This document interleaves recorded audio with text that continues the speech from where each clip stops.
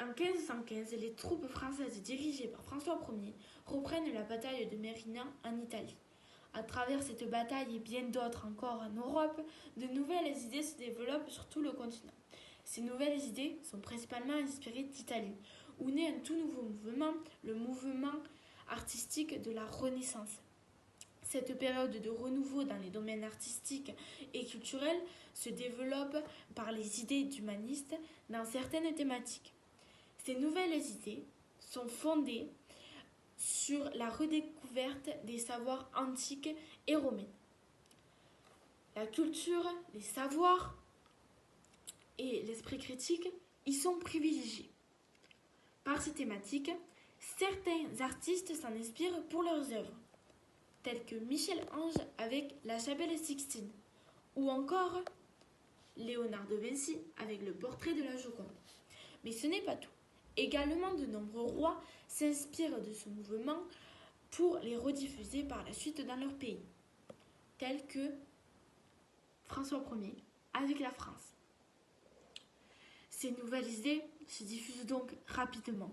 De nouvelles inventions sont créées, telles que l'imprimerie au XVe siècle, qui favorise ce développement rapide des idées. Nous allons donc nous demander comment se développent l'art et la pensée à différentes échelles.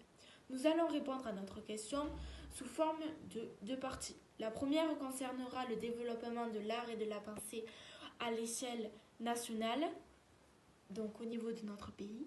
Puis, dans un second temps, nous répondrons à la question à l'échelle locale du développement de l'art et de la pensée.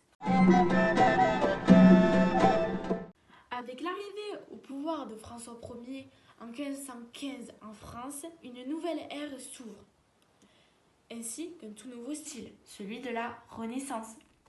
Ce mouvement inspiré d'Italie s'impose dans plusieurs domaines, tels que l'art, la pensée et l'architecture.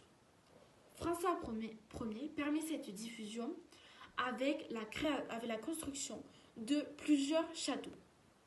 Les châteaux de la Loire et le plus connu d'entre eux, le château de Chambord, dessiné par Léonard de Vinci à la demande de François Ier. Mais ce n'est pas tout.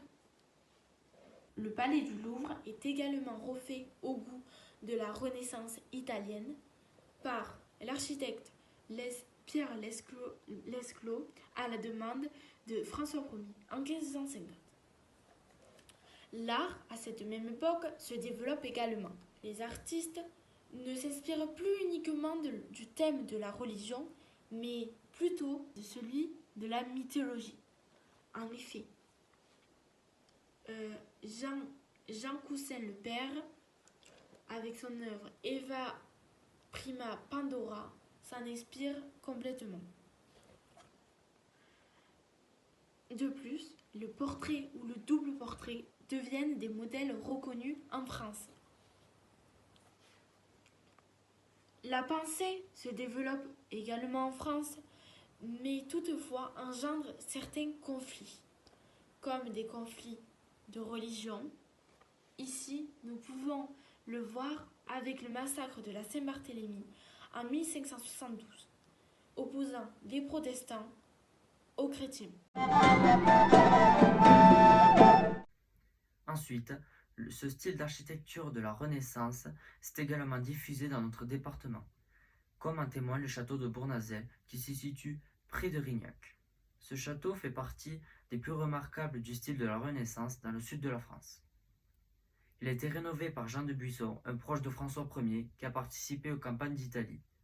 Sur ce château, on peut apercevoir différents éléments témoins de cette époque, comme les colonnes, les frises et les frontons.